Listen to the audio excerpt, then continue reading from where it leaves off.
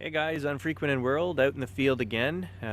I got a tip from a fellow detectorist, local guy, John, who told me he's been out here at a spot and cleaned off a lot of the trash, he says. So the first few inches, he says he's done me a favor and he wanted me to come out and see what we could find. He's moving, so he said, have the spot and good luck. So this one's for you, John. We'll see what we can find and hopefully not too much trash. Okay, was getting a really nice deep signal here on all metal mode, 8 inches down. It was actually probably about 9 inches down. And I've never gotten one of these. I don't know what this is.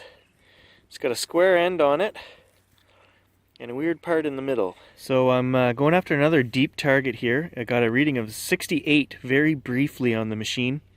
I couldn't even see what that was, but all I know is it wasn't iron. And it's down here at the bottom. It was reading 8 inches, and that's close to where it's going to be. Well, there it is, guys. It was about 10 inches down. I measured it. And like I say, I'm getting such a faint signal from the machine that it's not able to ID what these things are at that depth. And I'm skipping over all of the iron ones, and anything that comes up with a hint of anything else, that's what I'm trying to dig. But I had to turn the sensitivity down on the Land Ranger Pro today. We're running at 6 because 8 was just way too hot. There's so many signals here. So at 6, I can detect things like this at 10 inches. So that's pretty amazing, man, for a $400 machine. Hey John, if you're watching this, I'm curious as to what machine you've got. You mentioned before hunting at the other place that I hunt, the other schoolyard, and were saying that you'd cleaned a lot of coins out of there. And I'm just wondering what depth your machine goes to, because I seem to still be getting lots of signals all over and lots of junk and whatnot. Not saying that a guy would be able to clean that up. I'm just wondering how deep your machine runs and what you're running. So if you're watching this, let me know. Well, I wasn't giving up, guys. I was down there about a foot. That was reading on the machine at 6 inches and bouncing around a little bit, but really, it was down there a foot. So good on you, Land Ranger Pro. All right, guys. As you can see, I'm up to my elbow in the hole. I have cleared out as much as I can. Hand is cramped. Given up on that one. Strike number 4. I was getting what I thought was a penny signal at 3 inches, and no, we still went down 7 inches before we hit this. Okay, so this was just a test. The machine was reading aluminum at 3 inches, and it was. Haha, John's a funny guy. Okay, disc 4, aluminum foil at 4 inches it was reading, and that's what we got. There we go. That's what it was. Penny at 5 inches. And disc mode. That's 1981.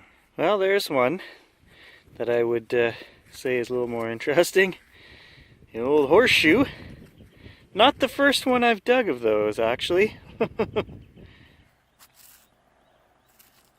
Well, 2 more I don't know what's. Okay, I've heard of coin spills before, but the first thing I pulled out of the hole was this ring. And then I've dug up 3 caps, and I think there's more junk in there. I've got a cap spill. There's 4, 5, 6,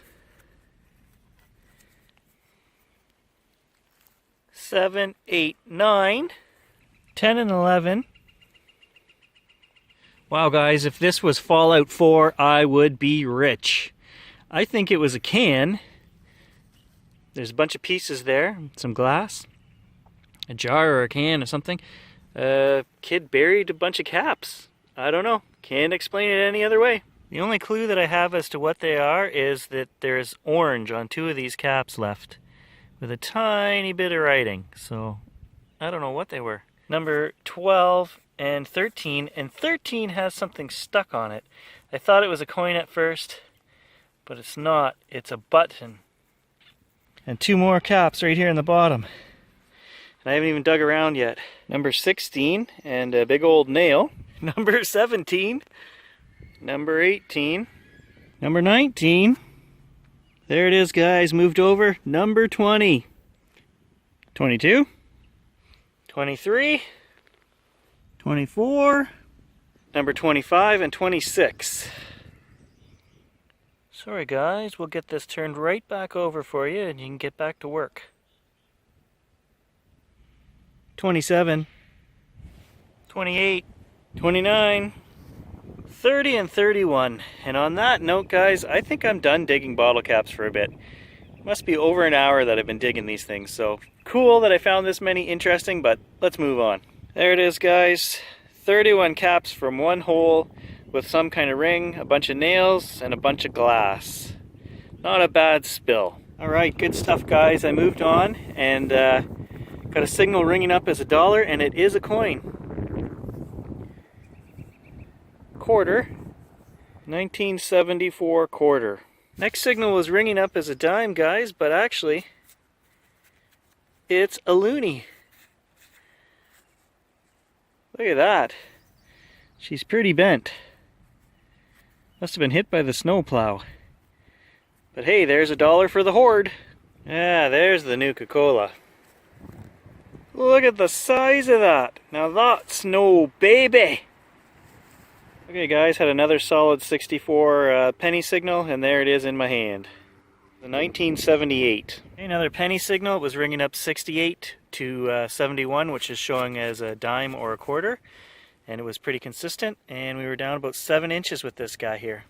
1968. Okay, another high 70s signal, guys. There it is, a coin, a quarter. Hey, a 1968. That one might be silver. We'll have to check it when we get home. Hey, now that's a good plug. I turned it over and the coin was right there on the top. So, 1983. Another one for the garbage pouch. As you guys can see, I'm getting right full there. 1981.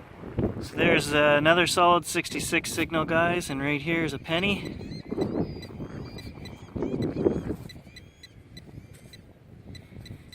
There it is, another one in the hole. 1964. That's a little bit better, a little older.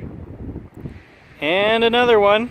And there's another one. Well, there we go, guys. Another hunt completed, and $1.59 to go into the hoard.